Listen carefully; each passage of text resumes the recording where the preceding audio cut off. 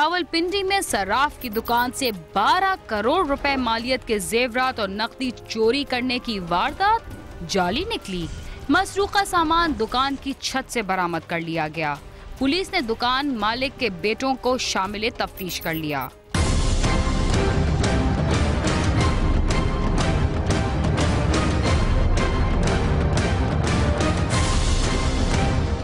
रावलपिंडी की सराफा मार्केट में चोरी, डकैती और धोखाधड़ी की वारदातों का रिपोर्ट होना मामूल है, लेकिन थाना वारिस खान के इलाके में हाजी अनवारुल हक नामी सराफ कारीगर ने पुलिस को बताया कि उसकी दुकान से 12 करोड़ रुपए मालियत के हीरे, सोना और नकदी चोरी कर लिए गए हैं।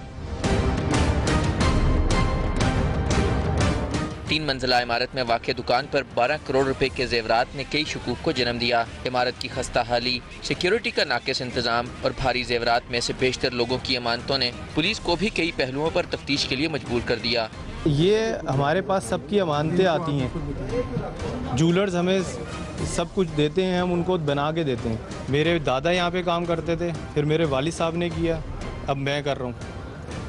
तो हमें कोई यहाँ पे 60 साल हो गए काम करते हुए, कभी ऐसा कोई वाक़या नहीं आया, ये फर्स्ट टाइम हुआ है। बाहर दादा डायमंड का काम करते हैं और गुज़िश्ता 40 साल से यहाँ पे 60 साल से सॉरी यहाँ पे काम कर रहे हैं और इनका नाम पूरे पाकिस्तान में है।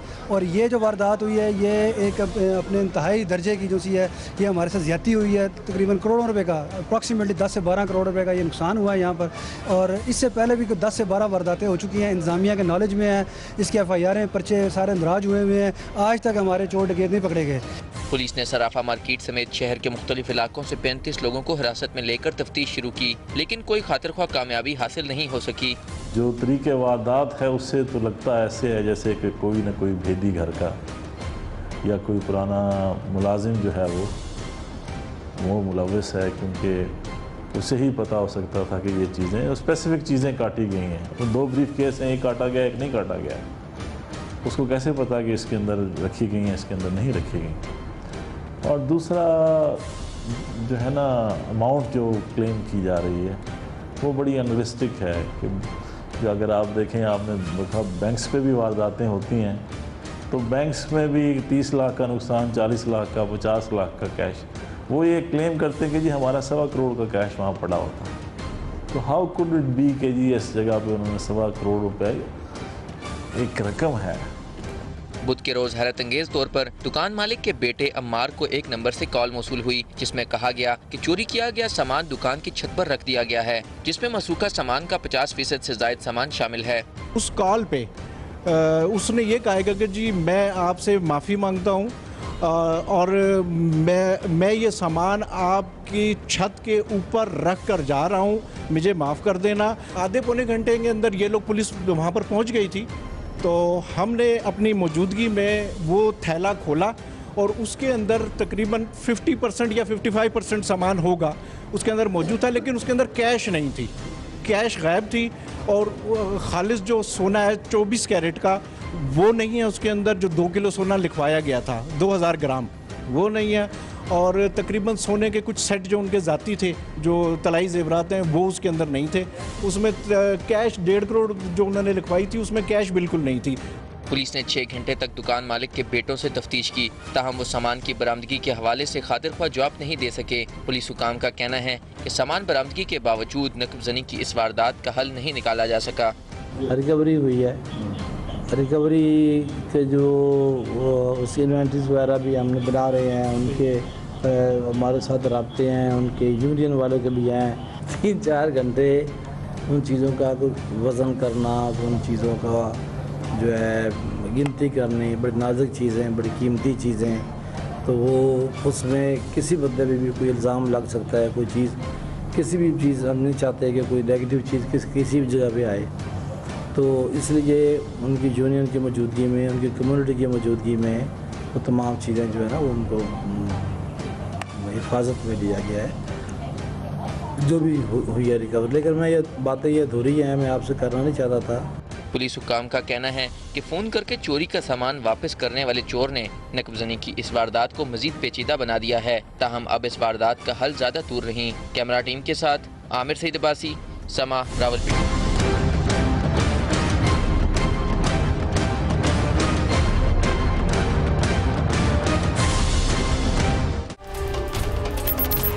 देरीना दुश्मनी की वजह से बाज दफा एक ही खानदान के कई अफराद कत्ल हो जाते हैं। लाहौर में भी देरीना दुश्मनी पर 5 बच्चों के बाप सब इंस्पेक्टर को दिन दिहाड़े फायरिंग करके कत्ल कर दिया गया। वर्सा ने इल्जाम आयद किया है कि कत्ल में पुलिस अफसरान भी मुलव्विस हैं।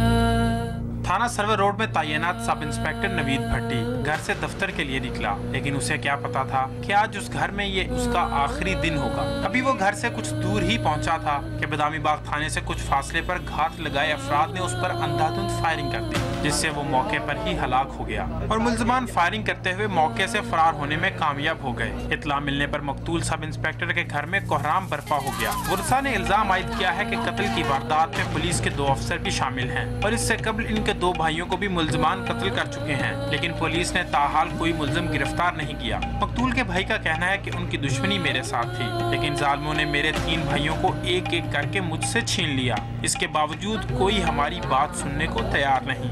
पहले हमारा चचाजाद भाई था, गुलाम मोहम्मद हुसैन उसका नाम था, ठीक है, वो कत्ल किया। फिर उसके बाद मेरा भाई अब्दुल वहीद भट्टी था शोरूम पे, उसको कत्ल किया। अब जो था ये मेरा भाई नवीद भट्टी सब इंस्पेक्टर, ये ड्यूटी पे जा रहा था, इसको कत्ल कर दिया इन्होंने। तो ये सब मिली भगत इन पुलिस वालों की है, ठीक है, पाक थानों की, ठीक है। इन्होंने पैसे लेके ये सारा काम किया है, ठीक है। मलक लियाकत सब इंस्पेक्टर है, मलक रहील ये डिप्टी है, बाबर बिन तलावर साहब, इन्होंने पैसे लेके ये सब काम किया है, ठीक है। हमारे गनमैन बाहर बैठे हुए थे, उन्होंने ये भी उठवा दिए। मेरे भाई के साथ गनमैन थे, वो भी इन्होंने छुड़वा दिए, सिर्फ ये मिली भगत की वजह से। मकतूल 5 बच्चों का बाप और घर का वाहिद कफील था। पूरे घर की सरपरस्ती भी वही कर रहा था। उसकी बीवी का कहना है कि खौफ की वजह से हम अपने बच्चों को स्कूल तक छोड़ने नहीं जाते थे। सारे बच्चे यतीम हो गए, अल्लाह ने बावे अपनी आई, आज यतीम कर गया। फिर दोबारा मेरे बच्चे मैं मेरा बंदा छोड़ दे गया, उधर रोता रह के बाहर निकला, को गोलियां मार गया, मेरा पुत्र बच गया, बंदा मार गया। अगर किसी पुलिस वाले की इसमें कोताही पाई गई तो उसके खिलाफ प्रॉपर कार्रवाई होगी। तो दूसरा ये है कि फिर जिन लोगों का नुकसान हो जाए वो वक्ती तौर पर इश्तियाल में होते हैं, गुस्सा में होते हैं, तो फिर ऐसी बातें भी कर जाते हैं। लेकिन इंक्वायरी प्रॉपर होगी, इसमें ये बिल्कुल क्लियर है कि वो इंक्वायरी में जो भी गिल्टी साबित हुआ उसको सजा दी जाएगी। पुलिस को इलाका के खराब हालात का जिम्मेदार ठहराते हुए मकामी अफराद ने टायर जलाकर एहतजाजी मुजाहरा भी किया और वाक़े में मुलव्विस पुलिस अफसरान के खिलाफ कार्रवाई का मुतालबा किया। कैमरा टीम के साथ गालिब अब्बास, समा, लाहौर।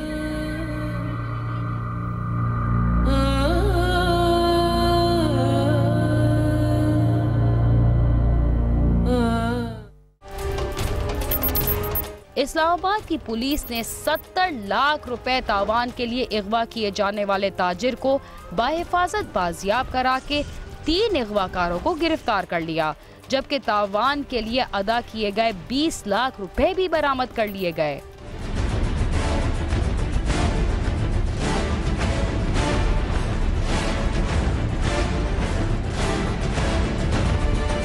वफाकी दारुल हुकूमत में अगवा की वारदातें होती रहती हैं, लेकिन अगवा बराए तावान की एक ऐसी वारदात भी हुई जिसने पुलिस को बरवक्त कार्रवाई पर मजबूर कर दिया। इस्लामाबाद की सब्जी मंडी से ताजिर मोहम्मद आफ्ताब अब्बासी को 7 जुलाई की शाम मुसल्लह अफराद ने अगवा कर लिया और नामालूम मकाम पर मुंतकिल करने के बाद उसकी रिहाई के एवज 70 लाख रुपए तावान तलब किया। अगवाकारों ने तावान की अदम अदायगी पर ताजिर को जान से मारने की धमकी भी दे दी। वो मुसल्लह से वो गाड़ी में बैठ गए और अब्बासी साहब को पिछली सीट पर बैठा दिया और गाड़ी जो है खुद ड्राइव करने लगे। उसके बाद अब्बासी साहब को उन्होंने बेहोश कर दिया और गाड़ी चलाकर ले गए। जब इनको होश आया तो ये एक वीराने में थे, वहाँ से और बंदे भी मुसल्ला जो खड़े थे वो मिल गए। उन्होंने फिर अब्बासी साहब से फ़ोन करवाया कि अपने घर वालों को टेलीफोन करें और 70 लाख का बंदोबस्त करें। ताजिर के रिश्तेदारों और अगवाकारों में मुगबी की रिहाई के लिए मुज़ाकरात जारी रहे और बात 20 लाख रुपए में तय हो गई। मोहम्मद आफ्ताब अब्बासी को 20 लाख रुपए अदा करने के बाद मर्दान से रिहा कर दिया गया। मुगवी ने थाना सब्जी मंडी की पुलिस को अगवाकारों की तमाम तफसील फराहम कर दी। आफ्ताब अब्बासी के मुताबिक इसे अगवा कराने वाला शख्स अरशद अब्बासी था, जिसने इसके 1 करोड़ 42 लाख रुपए अदा करने थे। मुकदमे में जेल जाने पर उसने ये वारदात करवाई। हमने उनको तावान दिया और तावान के बाद उन्होंने हमें छोड़ दिया। फिर हमने इधर आके पुलिस को पूरा उनको दिया, फिर पुलिस ने जाके उनको गिरफ्तार किया। 1 करोड़ 42 लाख रुपये उसमें मेरा देना था। मैंने 1 करोड़ 42 लाख रुपए का उसके खिलाफ जो है ना वो अपना पर्चा करवाया। वो 27 माह जेल में रहा। जेल में आने के बाद उसने इंतकामी कार्रवाई की है। ये पुलिस ने मोबाइल फ़ोन डाटा के जरिए वारदात करने वाले 2 मुलजिमान अहमद रहीम और जरिस्तान को मर्दान से गिरफ्तार कर लिया, जबकि वारदात के मरकजी किरदार अरशद अब्बासी को भी हिरासत में ले लिया गया। मेन जो है नाम है उसका जरिस्तान वल्द गुलिस्तान, पीपल, थाना काटलिंग, ज़िला मर्दान, और दूसरे का नाम है अहमद रहीम वल्द गुल रहीम, ये भी उधर का है। तीसरा ये अरशद अब्बासी। 2 मुलजम और हैं, एक शौकत है और एक सुल्तान है। उनके भी हमने वारंट लिया है, इंशाल्लाह वो भी अरेस्ट हो जाएंगे। अगवा के सिलसिला में उन्होंने पैसे लिए। इन 2 के हिस्से में जो आया 5,70,000 वो हमने रिकवर कर लिया इन 2 मुलजमों से। तीसरा मुलजम जो है अरशद, वो अभी रिमांड पर है, उसको कल ही हम रिमांड पर लाएंगे। बाकी 2 जो हैं वो रहते हैं। अवामी हलकों का कहना है कि अगवा बराए तावान की बढ़ती हुई वारदातों के तदारुक के लिए तमाम सूबों की पुलिस को एक दूसरे के साथ ताउन को मजीद बढ़ाना होगा, ताकि शहरियों में बढ़ते हुए अदम एतमाद में कमी लाई जा सके। कैमरा टीम के साथ आमिर सईद अब्बासी, समा, इस्लामाबाद।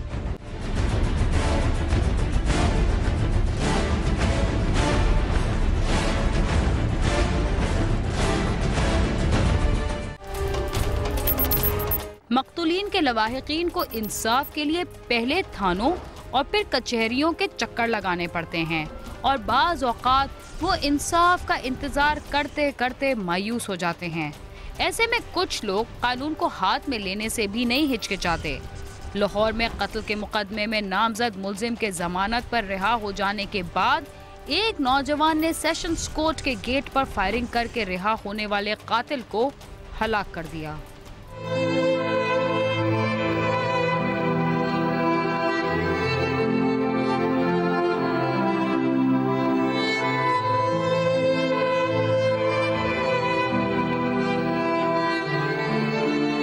अमामिया कॉलोनी के रहायशी रिजवान की बहन की शादी चंद साल पहले अमानत अली से हुई थी। अमानत अली ने 1.5 साल कबल झगड़े पर अपनी सास इम्तियाज बेगम को कत्ल कर दिया था, जिसका बदला लेने के लिए रिजवान और उसके भाई अरफान ने अमानत अली और उसके बहनोई को कत्ल कर दिया था। इस मुकदमे में दोनों भाई गिरफ्तार होकर जेल चले गए। मुकदमा अदालत में जेर समाअत था। चंद माह कबल रिजवान जमानत पर रिहा हो गया।